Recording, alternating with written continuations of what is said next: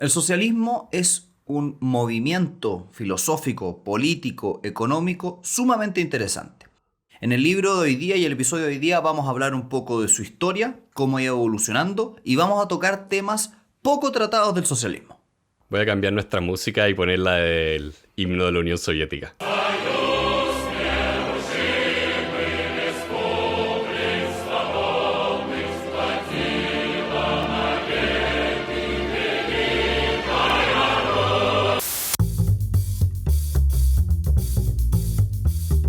Hola a todos, bienvenidos a Elemental, su club de aprendizaje semanal. Mi nombre es Pedro y estoy acá con Santiago. Hola, hola. Y el libro de esta semana es Socialismo 101. 101 es una expresión en inglés que quiere decir como introducción a. Sí. Este libro es de doña Kathleen Sears, que curiosamente nos ha costado harto encontrar su biografía, porque es autora de hartos de estos libros que son de carácter introductorio, de resumen si se quisiera, y tiene poco, o no sabemos muy bien quién es ella. Sí. Así que lamentablemente no podemos emitir muchos juicios de dónde viene la autora. Sí, como que lo único que salía en internet cuando lo buscamos era que escribió estos libros. No sabemos si hace clases en algún lado o que estudió. Y no lo decimos por el tema de atacar a la persona o falacia de atacar a la persona, sino un tema de que a nosotros siempre nos importa saber quién está detrás de estos libros. Y acá quedamos como con las manos vacías. Sí, no sabemos quién es. Sí. Pero la verdad, yo estoy muy contento con este libro, ya que ha sido nuestro aprendizaje desde que empezamos a hacer esto, a publicar nuestras opiniones en YouTube, que la gente es tan racional a la hora de hablar de economía y política, son tan civilizados, nunca nadie se enoja, así que yo estoy Pedro seguro... está siendo sarcástico. Yo estoy seguro que nadie va a comentar este capítulo, que nadie lo va a ver.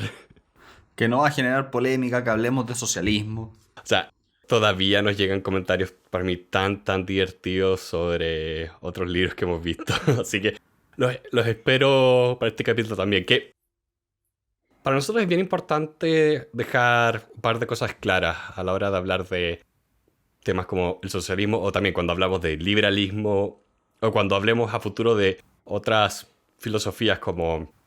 de hecho, ya nos encargamos un libro de conservadurismo. Vamos a tener que buscar uno sobre capitalismo también. Que es muy distinto explicar y entender una filosofía a estar de acuerdo con la filosofía o condenar la filosofía. Nosotros acá queremos ser lo más explicativos posibles, si bien también emitimos nuestras opiniones. Y dentro de eso mismo hay una gran diferencia entre lo que es una teoría y lo que es la práctica de algo. Sí, a mí también me gustaría hacer ese mismo alcance. Este libro es sumamente interesante.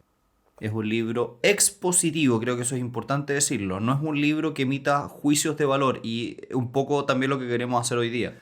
Queremos hablar un poco de la historia de las ideas.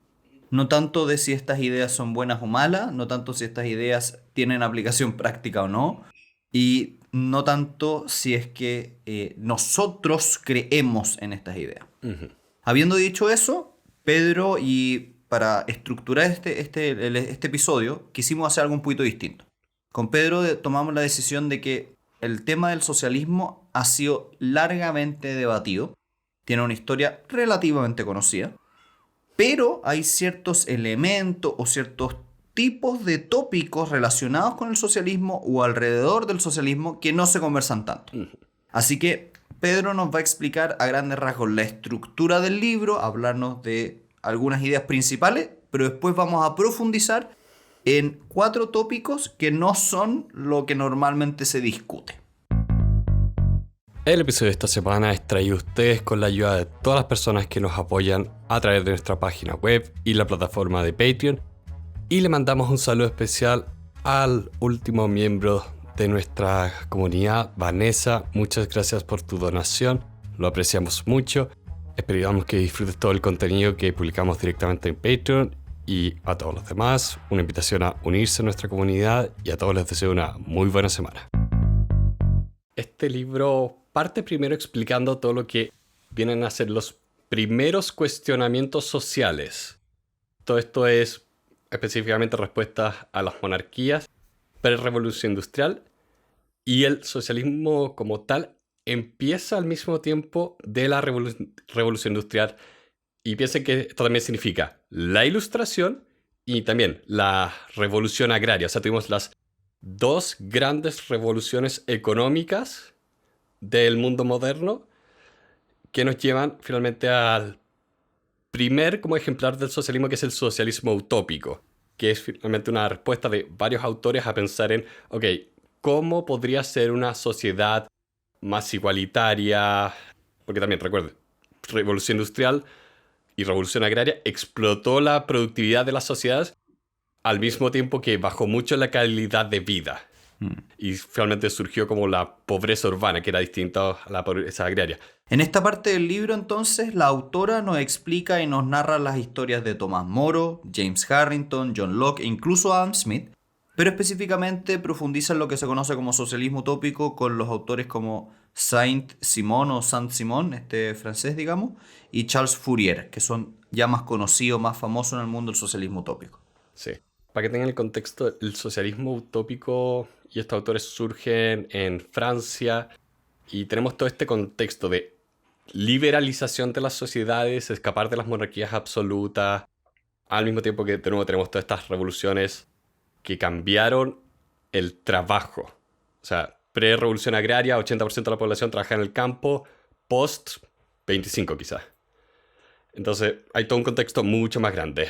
Después de eso, la autora salta a Marx en todo lo que es el nuevo tipo de socialismo que él plantea, las revoluciones de los años 1840, el manifiesto comunista y después el Capital, que es el gran libro como de economía, que acá simplemente para que los que nunca lo han escuchado, Marx es finalmente un filósofo, es historiador e introdujo muchas ideas como las teorías de conflicto. De hecho, mucho de su trabajo, especialmente en el área teórica, ha tenido mucha evolución y desarrollo en lo que es hoy día sociología, por decir un ejemplo.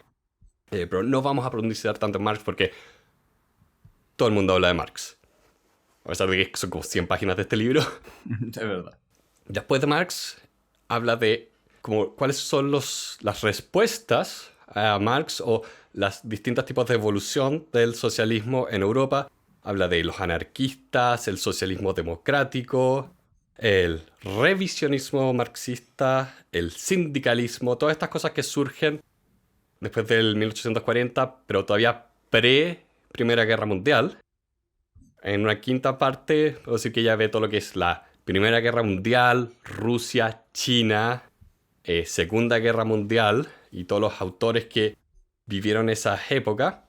Y por último, ya todo lo que es post-Segunda Guerra Mundial, que tiene que ver con los socialismos de Europa en el periodo de la reconstrucción, Inglaterra, Estados Unidos. Toca un poco el tema de Cuba y Estados Unidos hoy en día. También menciona un poco la respuesta al socialismo del neoliberalismo. Es harto, y aún así me hubiera gustado ver más. Entiendo que es un libro muy introductorio y también no quiero criticar al libro por algo que no prometió que iba a ser. Así que quedé con las ganas de ver un libro que toque estos temas, pero para América Latina. Sí. Así que, habiendo dicho eso, que es la estructura del libro donde ustedes ven la evolución desde finales de la Edad Media hasta la actualidad de este gran concepto que yo diría que no tiene un significado unívoco y eso es bien importante. El socialismo significa cosas distintas para personas distintas, Sí. pero por lo general es entendido como un sistema económico y político que se suele explicar en contraposición con el capitalismo. Sí, yo sé que curioso porque esto primero lo vimos en el libro El liberalismo, como también es una cosa que no tiene una única definición, hay distintas escuelas, estas escuelas pueden estar en desacuerdo unas con otras, o sea, los marxistas se pelean todo el tiempo. Y para mí lo curioso es cómo existe tanto en contraposición al capitalismo cuando no encuentro que sean tan comparables en cierto sentido. Es que surgen en la misma época. Sí, Entonces, Y los partidos políticos que han ido gobernando en estas épocas en el occidente han jugado un poco con esto, es como que se han ido alternando, si se quisiera. Sí. Entonces igual se entiende dentro del contexto histórico. Y ahí tal vez quisiera hacer un comentario político interesante, que es que dentro de, y mirándolo con altura de mira, estas filosofías, entre comillas, son relativamente nuevas. Tienen 250 años en total. Entonces, es muy interesante pensar o evaluar la idea de cuando ya hayan pasado, no sé, 500 años o 1000 años, ¿cómo va a ser vista esta época?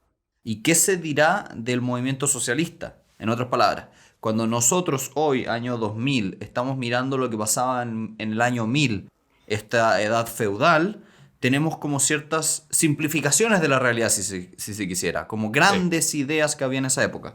La iglesia, los señores feudales, los feudos en general. ¿Qué se dirá un poco de esta época del socialismo? Porque como hemos visto, y como acaba de exponer Pedro, ha tenido en muy poco tiempo muchas variantes, muchos movimientos, muchos autores importantes. Es bien interesante pensarlo así como desde arriba, como con altura de mira. Sí. Es un poco lo que pasa también, bueno, también pasa con el liberalismo, conservadurismo, capitalismo, que las sociedades van cambiando su forma de ver estas cosas porque tienes el elemento práctico, o sea, cuáles son las políticas que tienen que existir, pero también tienes el elemento cultural de qué entendemos nosotros por estas cosas y también los valores que asociamos. O sea, veamos el libro del liberalismo. Hoy en día la persona más conservadora, incluso esa persona es más liberal que alguien hace 100 años. Sí. Incluso esa persona que sea como más capitalismo clásico no va a estar de acuerdo con que exista el trabajo infantil. O la esclavitud. O la esclavitud. Entonces, incluso nuestra sociedad ha adoptado valores que antes se habrían considerado como exclusivos de un pensamiento u otro. Sí. Así que, habiendo dicho eso, queremos tocar 4 grandes temas, conversarlos un poco porque no son los más habituales. Igual, son temas conocidos, la gente sabe de lo que vamos a hablar, pero son temas entretenidos y en los cuales queríamos enfocarnos hoy día para generar un podcast distinto. Así que, en primer lugar, queremos hablar de anarquismo. Queremos hablar de nuestro amigo Bakunin, que en 1815 a 1876, que ese fue su periodo de vida, digamos, revoluciones del siglo XIX, planteó, es como el padre intelectual de la idea del anarquismo, o también conocido como anarcocomunismo. Y era tan divertido como el libro contaba, como lo arrestaban, se escapaba. Eso es entretenido porque es entretenido ver a los autores y sus ideas en el contexto donde las plantearon. Claro. Porque como Pedro dice, persona que... bueno, una de las grandes convicciones del anarquismo es que, en primer lugar, tienes que hacer una revolución social que tiene que ser internacional para generar este mundo sin clases, pero no queremos un Estado central. Claro. Y en este camino, o para llegar a esto, la idea es utilizar el terror y la violencia como herramienta para destruir los gobiernos organizados. Y uno lo mira en el contexto de su vida, que se las pasaba adentro o afuera de las cárceles, y hace un poco de sentido ver de dónde viene lo que él dice. Claro. Porque este sujeto finalmente escribe y habla respondiendo a Marx, que Marx decía, ¿sabes qué? Las sociedades capitalistas van a crecer al punto de insustentabilidad y ahí van a colapsar a un Estado socialista que después se va a disolver en el Estado comunista donde básicamente no existe Estado. Y este tipo decía como, no hay que cambiar un opresor por otro. Sí. Hay que saltarse ese paso medio.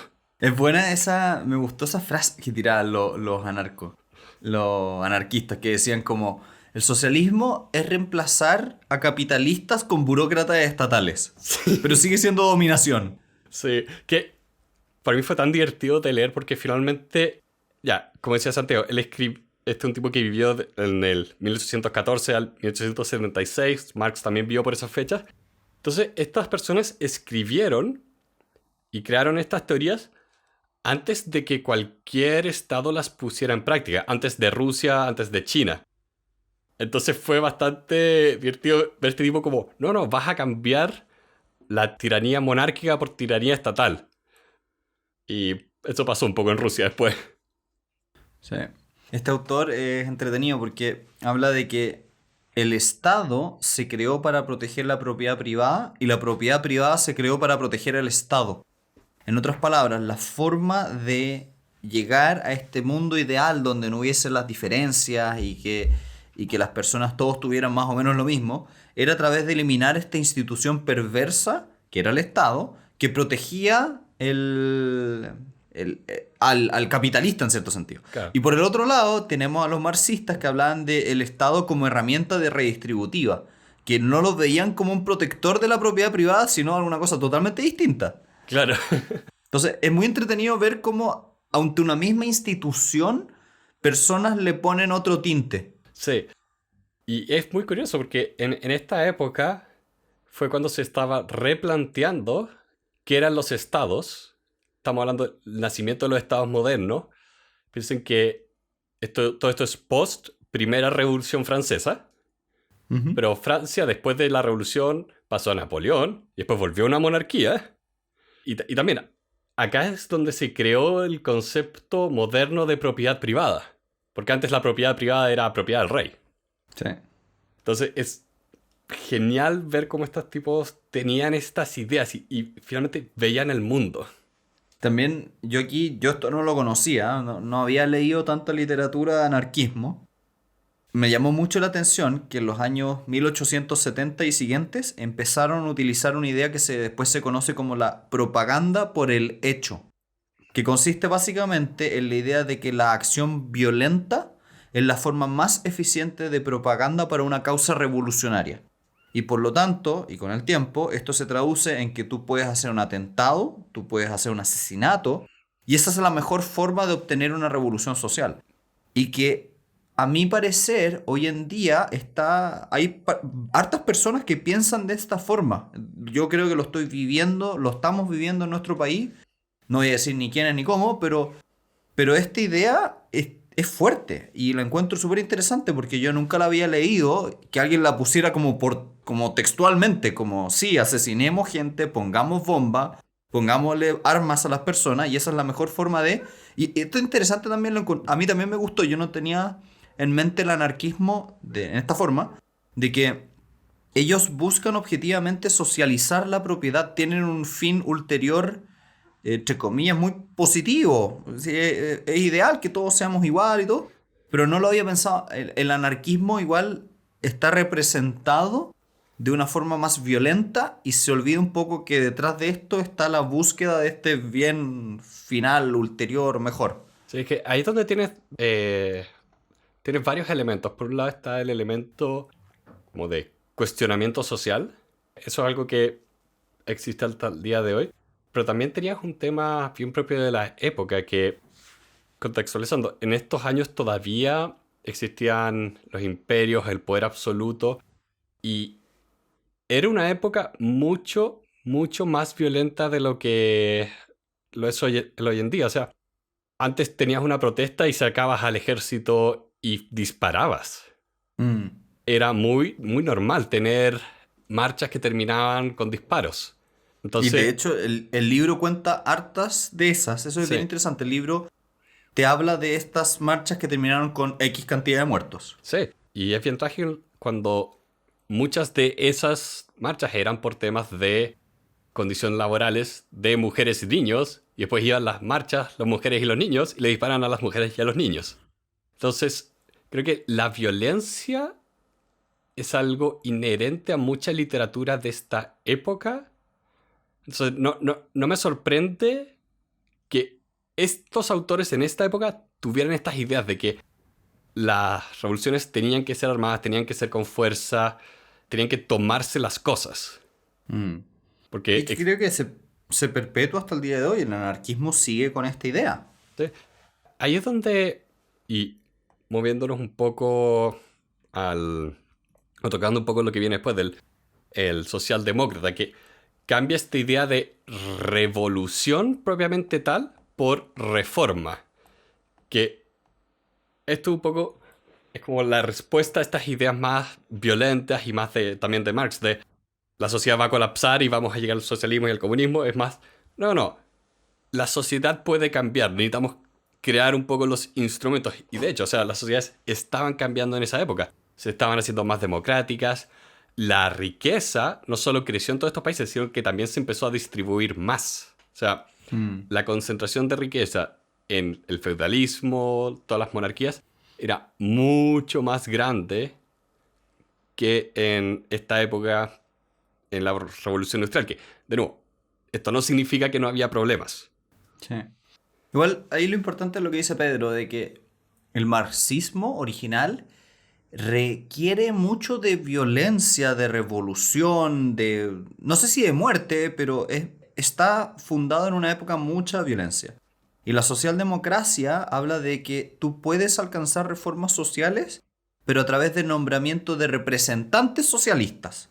En otras palabras, transiciones pacíficas y como evolucionarias entre capitalismo y socialismo. O sea, la idea de que tenías que usar violencia venía de un poco la creencia implícita de que el cambio no iba a ocurrir por sí solo.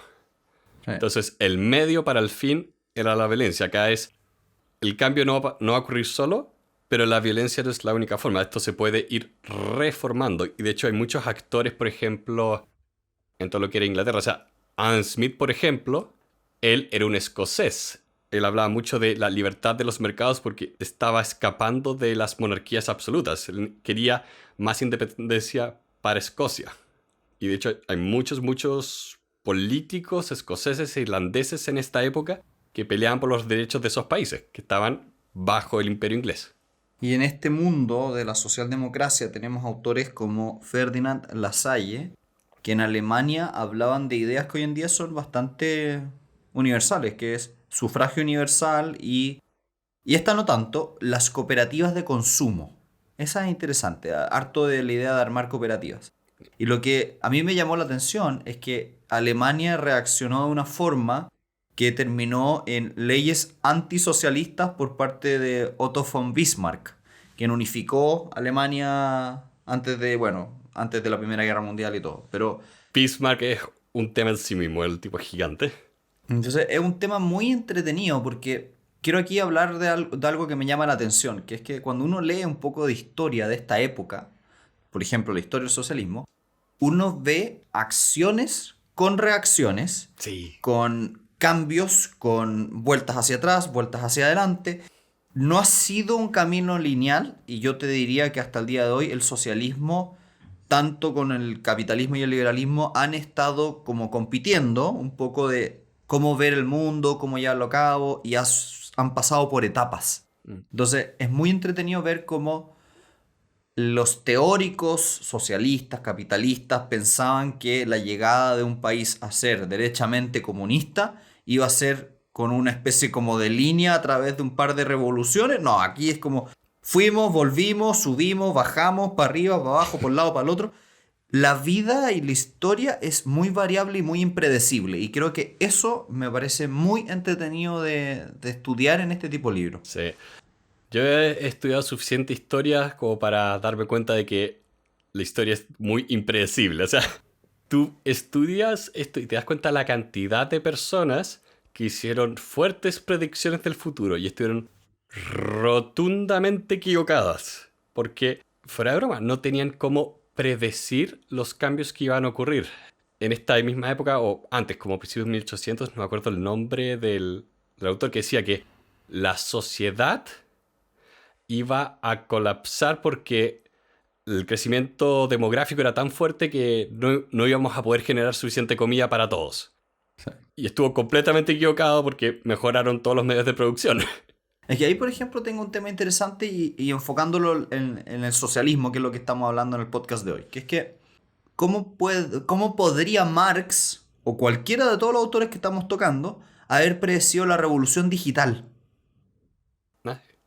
¿No? No tienes cómo escribir sobre una cosa que estaba completa y absolutamente fuera de cualquier imaginario.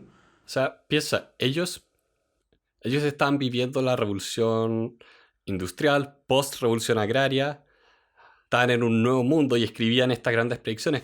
Hoy en día, como dice, la revolución digital, la revolución de la información, es nuestra gran revolución industrial. O sea, estamos viviendo una época donde, o sea, ¿por qué todo está en el aire? Porque efectivamente la tecnología cambió el mundo. Los medios de producción, nuestra relación con el trabajo, el intercambio de información, el choque de culturas, la globalización, o sea, tantas cosas están sucediendo que diré que es un grave error tratar de buscar las soluciones en el pasado. No el tema de, no lo digo en el sentido de aprendamos de la historia, sino el copiar y pegar. No podemos copiar soluciones de hace 20 años hoy en día. Tenemos que aprender del pasado, de cómo se enfrentaron estos cambios, cómo se enfrentaron estos conflictos, para idear nuevas soluciones a las nuevas condiciones. Y ahí hay nuevos desafíos que son bastante interesantes, como si ya hemos diagnosticado que el predecir el futuro es prácticamente imposible, ¿cómo creamos ideas que perduren en el tiempo, en los siglos, en los milenios, y que puedan evolucionar con ese cambio? Yo te diría que son las que ofrecen un poco menos soluciones y más preguntas. Porque encuentro que, no sé si te acuerdas que nosotros vimos a Marx en el colegio. Sí, me acuerdo, sí. Fue nuestro trabajo de la clase de filosofía. Entonces tú ahí encuentras que él presenta, especialmente en los modelos más teóricos, cuando habla de la relación de las personas con el trabajo, todas las ideas de los medios de producción. Eso igual fue la primera persona que puso sobre la mesa ver el tema de la persona, el trabajo, cómo se crea el trabajo. O sea, igual tiene esta mentalidad de la época que es solo productiva, es muy revolución industrial. Pero eso es una dimensión que ahora uno puede usar para sumarla a otros modelos. Es interesante. Sí, como que Bueno, y es un poco más la idea de enamórate del problema, no de la solución.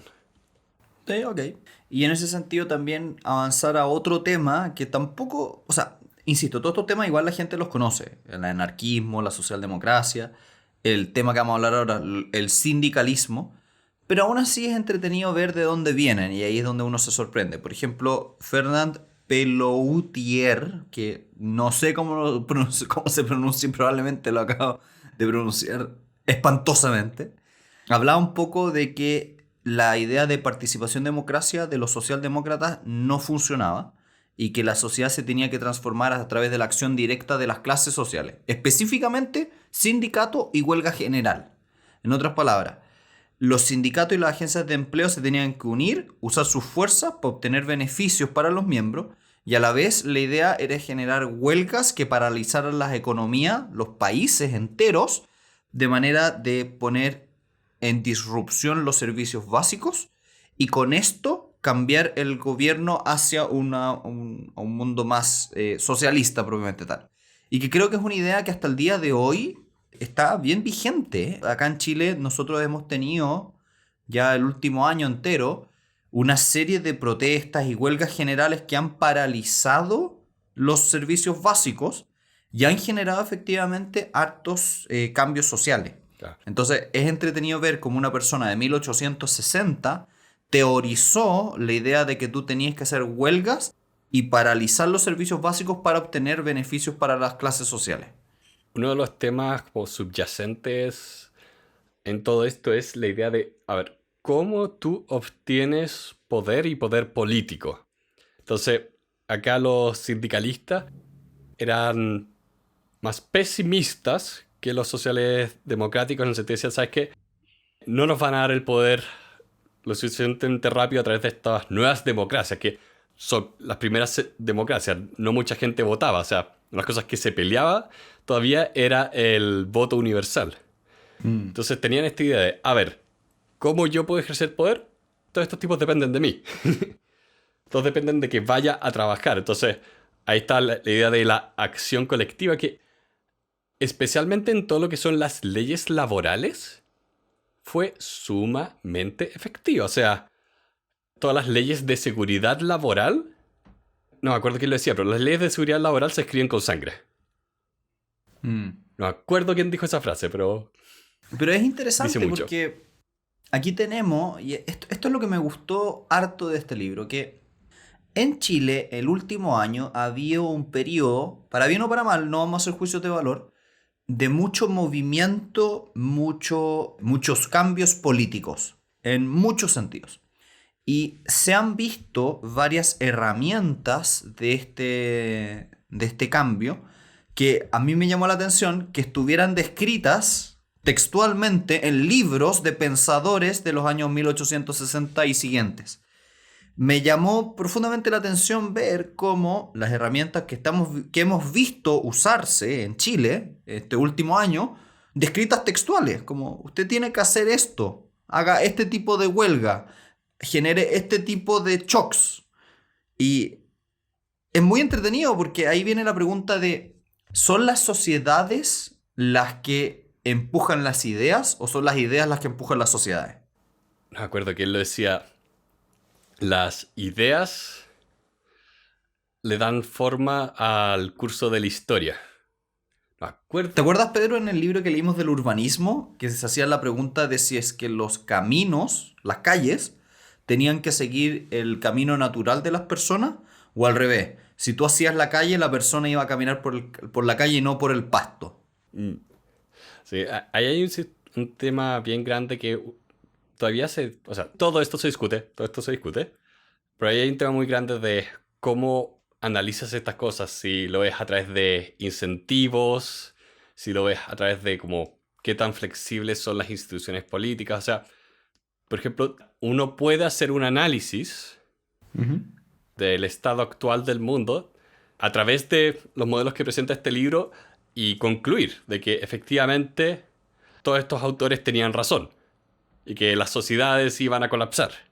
Uno puede hacer esa lectura o también puede hacer otro tipo de lecturas donde dices que, a ver, acá hay un problema subyacente que no se ha solucionado y por eso todavía existe este tipo de huelga como herramienta política. Mm. Sí, es muy interesante porque yo aquí lo que veo es lo siguiente, que hay un comportamiento, un fenómeno social que es real, que existe y está compuesto por seres humanos. Sí. Y la pregunta es, ¿son estos seres humanos racionales? ¿Están empujados por una idea? ¿Están empujados tal vez por estructura subyacente? ¿Están empujados por concepciones, no sé, del ambiente?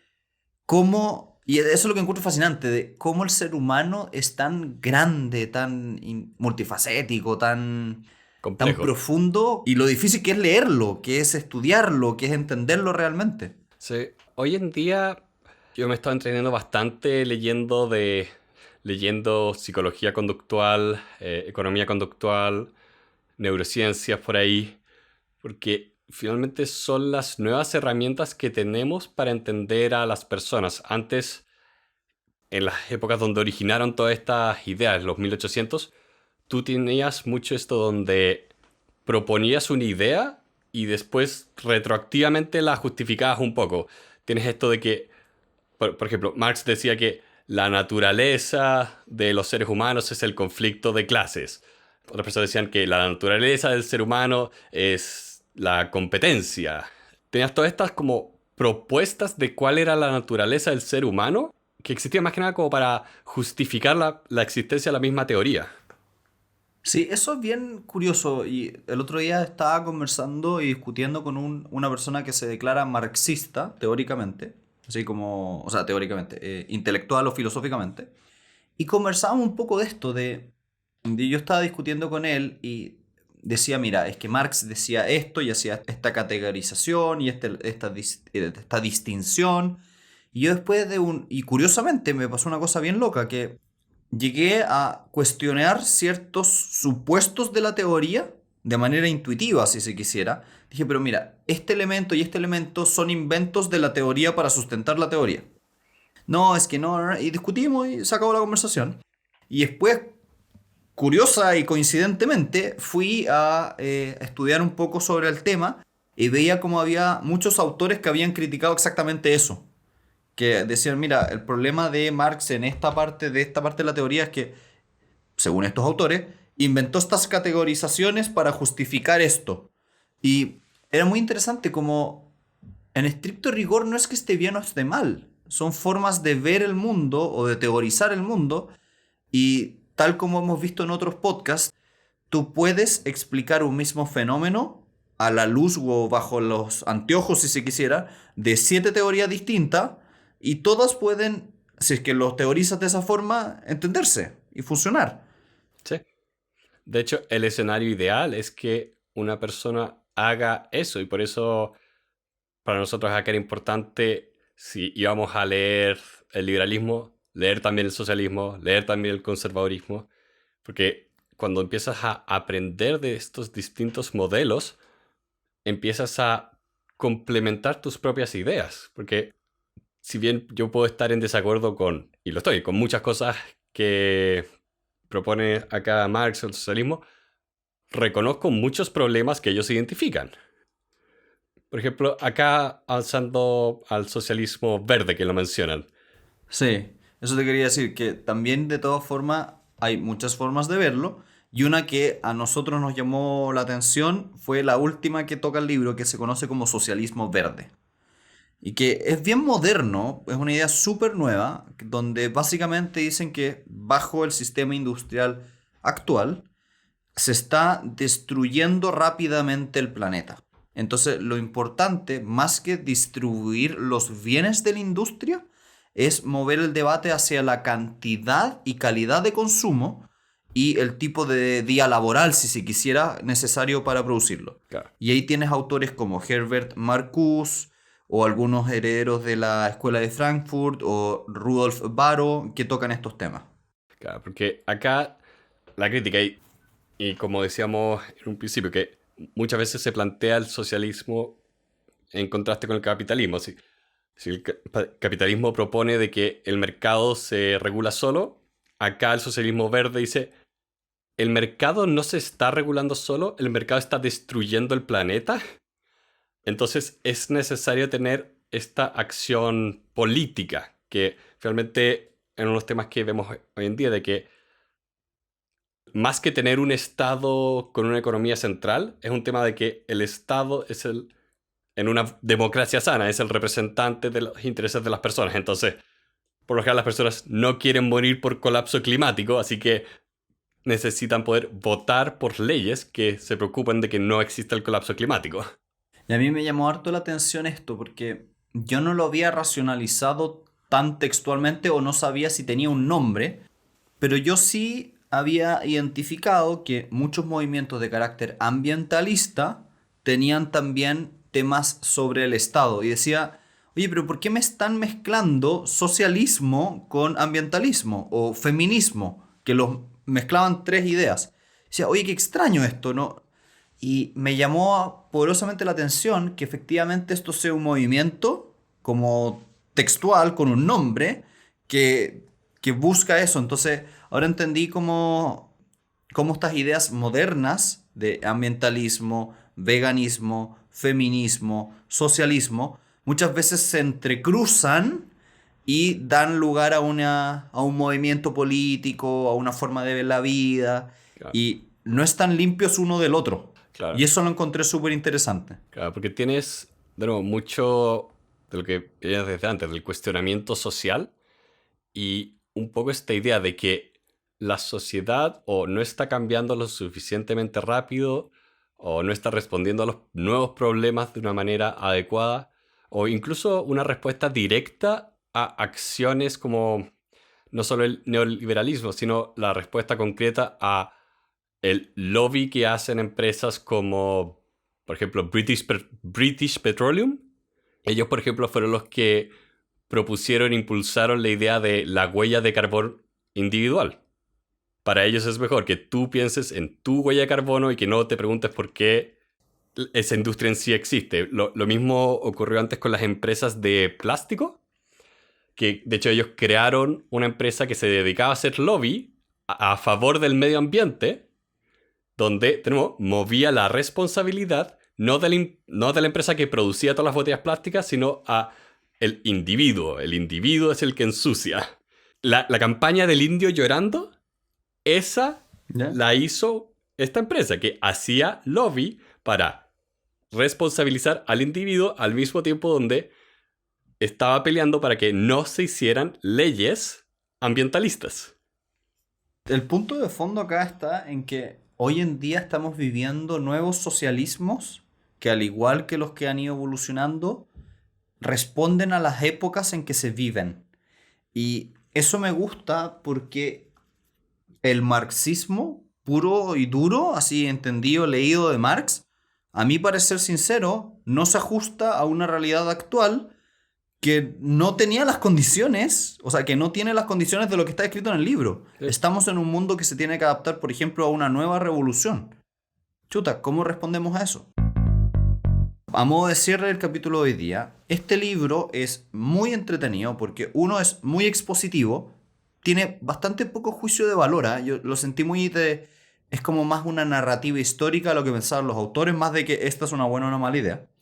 Y toca, o por lo menos a mí, toca hartos tipos de socialismo en los cuales yo nunca había profundizado y que me llamaron harto la atención. Sí, es muy interesante. A pesar de que el libro es relativamente introductorio y ligero, es una cantidad ridícula de información. Porque son muchos años, son muchos pensadores. No es tan denso y profundo como el libro que leímos del liberalismo, Ujú. pero es una buena introducción. O sea, de la misma forma que yo quiero leer más de otras filosofías, otros modelos económicos, también quiero leer más de esto, porque es importante tener varios puntos de vista. Así que con eso les vamos dando muchísimas gracias a todas las personas que nos acompañaron el día de hoy. Queremos invitarlos a revisar nuestra página web, elementalpodcast.cl. Ahí vamos a estar dejando una serie de contenido que no está disponible para todos y que ustedes pueden acceder si es que se vuelven parte de nuestros amigos cercanos. Les enviamos un caluroso, muy cariñoso saludo a todas las personas que nos ayudan mes a mes a hacer esto posible. Pequeñas donaciones, $1, $2, y con eso nosotros vamos avanzando y construyendo el podcast que ustedes escuchan toda la semana. Así que muchas gracias, los invitamos a compartir y a seguirnos escuchando. Pueden decirnos por qué están de acuerdo con todo lo que decimos de una manera muy civilizada, porque por supuesto teníamos razón en todo. Y fuera de cualquier broma, esperamos que tengan una muy buena semana y se encuentren muy bien y cuídense.